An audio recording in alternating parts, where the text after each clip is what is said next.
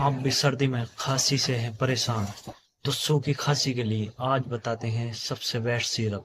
चलिए चलते हैं 4 बेस्ट सिरप के बारे में आपको जानकारी देते। एक है कोड स्टार टीएक्स जिसकी मैन्युफैक्चरिंग है मेन काइंड की, जिसकी एमआरपी होती है 77 रुपीज।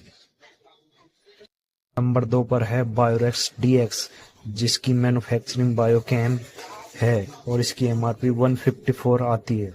पर आती है रिकोप डीएक्स सिरप जिसकी मैन्युफैक्चरिंग सिप्ला वालों ने की है, जिसकी एमआरपी 141 आती है। 4 पर आती है कोरेक्स डीएक्स जिसकी मैन्युफैक्चरिंग है फिफिजर, इसकी एमआरपी आती है 102 रुपये। ये भी खांसी के लिए सबसे बेस्ट सिरप है, सूखी खांसी के लिए, तो आप इसको भी ले सकते हैं। चलिए गाइस आपको बताते हैं ये सिरप आपको लेनी कैसे है।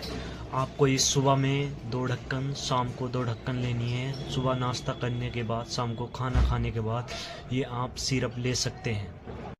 को सिरप की जानकारी अच्छी लगी तो मेडिकल नॉलेज @8077 को फॉलो करें, सब्सक्राइब करें, लाइक करें।